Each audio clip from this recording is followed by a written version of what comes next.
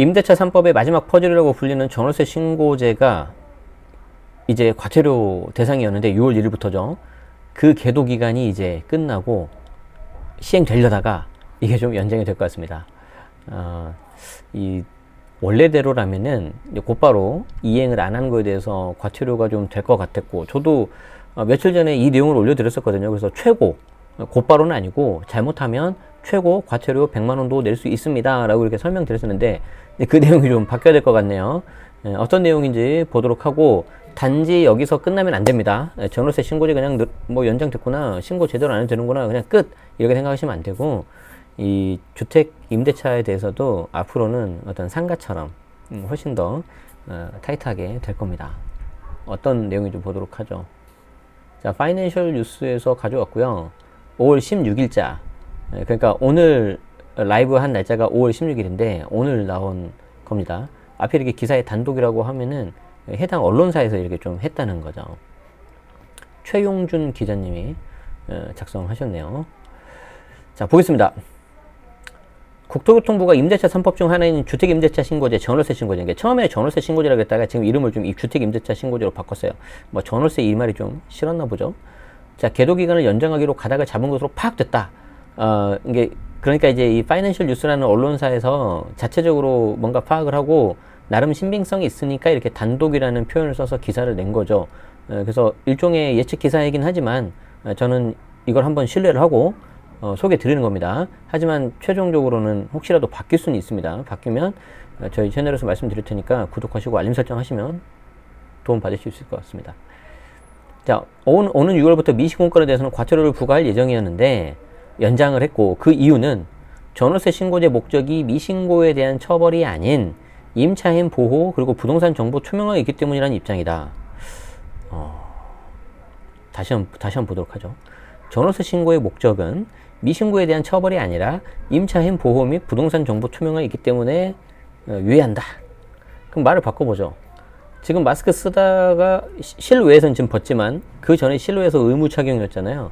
그거 어기면 과태료가 10만 원인가 됐었잖아요. 그럼 이렇게 바꿀 수 있잖아요. 그 마스크를 쓰는 목적이 안 쓴 사람에 대한 처벌이 아니라 우리 국민 건강 보호를 하기 위한 입장이기 때문에 과태료 하는 거 유예한다. 똑같은 거 아닌가 이거? 그러니까 이제 뭐 말은 갖다 붙이기 나름이라는 거죠. 이거는 이제 정권이 바뀌고 해당 그 부서의 수장이 바뀌었기 때문에 이렇게 된 거라고 저는 개인적으로 생각하고 있습니다. 그러니까 이제 뭐든지 적절한 어떤 통제도 필요하긴 하지만 그게 다는 아닌 거죠. 그래서 해당 언론사 취재를 종합하면 국토부는 전월세 신고제 계도 기간을 연장하기로 사실상 결정한 것으로 확인됐는데, 그럼 얼마까지 연장을 할 건 이건 논의 중이라고 해요. 그리고 임대차 신고 대상은 여러분들 아시는 것처럼 지난해 6월 1일부터 체결된 신규 또는 갱신, 그리고 이때 갱신 바뀐 것 중에서도 금액 변동이 없는 거는 제외, 그러니까 신고 안 해도 되는 거였어요. 그게 이제 계약이 해당이 되는데, 다 되는 건 아니고 보증금 6천 초과 또는 월세 30 초과, 이때 중요한 말은 초과, 그리고 또 중요한 말은 뭐냐면 또는, 그러니까 둘 중에 하나라도 만족하면은 신고 대상이라는 거죠. 그리고 진짜 중요한 거, 계약 체결일로부터 30일 이내. 이게 진짜 중요해요. 자, 예를 들어서 우리가 통상적으로 한번 봅시다. 지금 몇 월이죠? 5월 달이잖아요. 근데 예를 들어서 전세 만기가 8월이라고 가정을 해봐요. 그럼 이제 보통 2, 3개월 전에 이제 임대인하고 임차인끼리 이제 좀 커뮤니케이션 하잖아요. 어떻게 하실래요? 해가지고 이제 6월 달 정도 해가지고 계약서를 쓴 거죠.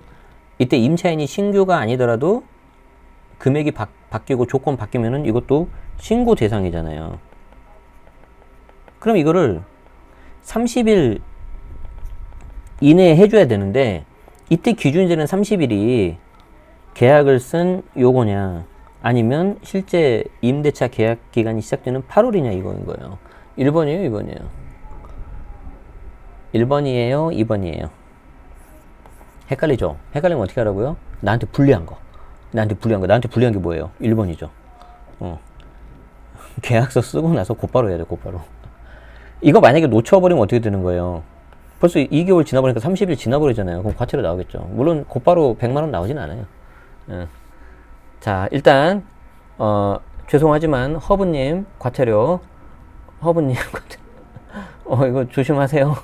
예, 그쵸. 예. 자, 이렇게 됩니다. 그럼 이제 어떻게 합니까, 이거를? 누가 합니까? 여기서 중요한 게, 그 신고 의무는 임대차 계약 당사자예요. 임대인하고 임차인. 가끔가다 이거를 부동산 소장님이 하는 거로 착각하는 분들인데 아니에요. 소장님은 이 계약을 그냥 중개만 하는 것 뿐이지, 계약의 당사자는 임대인과 임차인이다. 임대인과 임차인이다. 물론 이제 몇몇 소장님들은 좀 서비스로 이렇게 해주시는 경우도 있긴 합니다. 근데 그거는 말 그대로 내가 뭔가 서비스를 받은 거지, 그게 당연하게 생각을 하시면 안 돼요. 그래서 임대인하고 임차인 모두에게 있고, 여기 당사자 중 1인이 임대차 계약서를 제출하거나 계약 체결 사실을 입증할 수 있는 입금증, 통장사본 등을 제출하면 신고할 수 있다. 그러니까 어떤 느낌이 듭니까? 아무나 한 명이라도 해라. 계약서 없으면 통장사본이라도 내라. 그래야지 내가 다 데이터를 확보하겠다. 그런 느낌이 막 온몸으로 강하게 느껴지죠? 기존의 통합 민원 창구에서 신청도 가능하고 방문 없이 온라인 신고도 가능하다. 느껴지죠? 온몸으로 막 하라는 게. 그래서 이제 최대 100만 원 과태료를 이번 6월 1일부터 하려고 했었는데, 제도 인지도가 낮고 임대인뿐 아니라 임차인에게도 신고 의무가 있다는 사실을 모르는 경우가 많다는 지적이 있다. 그러니까 이거는 취지 자체가 투명한 거래 내용 확보도 있지만 이 주택임대차 보호법이 있기 때문에 궁극적으로는 임차인 보호가 있어요. 그래서 임대인뿐만 아니라 임차인한테도 있다. 이거는 여러분들이 알고 계셔야 됩니다. 그래서 이제 이런 문제가 좀 있었고, 특히 전월세 신고제 시행 이후 신고 기준에 미치지 않도록, 아까 6천 초과, 30 초과 이게 하려고, 예를 들어서 월세가 50인데 월세를 29로 내려요. 그리고 남은 21만 원을 관리비로 받아버리는 거죠. 뭐 이렇게 하는 경우도 있어서 꼼수 매물이 나오기도 했다.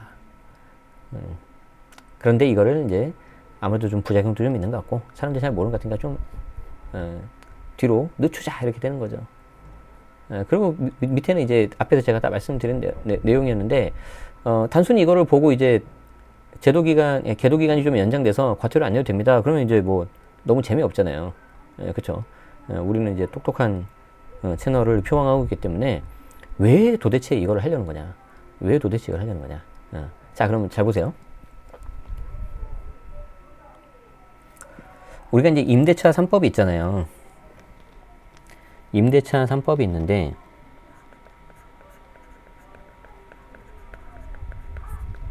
계약갱신 청구권이 있고요.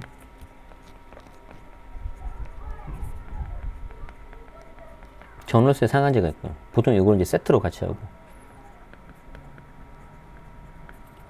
그리고 이제 여기 이제 전월세 신고제가 있는데, 여기는 같이 이렇게 동시에 시행이 됐고, 마지막 3번 이게 이제 가장 마지막 늦게 시행이 되지 않았습니까? 그런데 이론상 이 제도가 잘 돌아가면요, 일단 매매 계약은 2006년부터였나요? 실거래가 기준으로 다 이제 신고가 들어가고 있죠. 이거는 이미 신고가 들어가고 있고, 전월세 신고제까지 되면은 이제 전세, 월세에 대해서도 실거래가로 모두 파악이 돼요. 이론상. 그럼 어떻게 되는 거예요? 부동산 시장이, 매매 시장이 있고 임대차 시장이 있는데, 이미 매매 거래에 대해서 신고가 들어가는 거는 다 파악을 하고 있고, 그 다음으로 이제 요거를 잡으려고 하는 거죠, 임대차 시장이. 그렇게 된다면은 부동산에 대한 거의 모든 정보를 이제 다 파악할 수 있겠죠, 주택에 대해서. 그렇겠죠. 그럼 이제 데이터가 하나씩 쌓일 거 아니에요, 이게.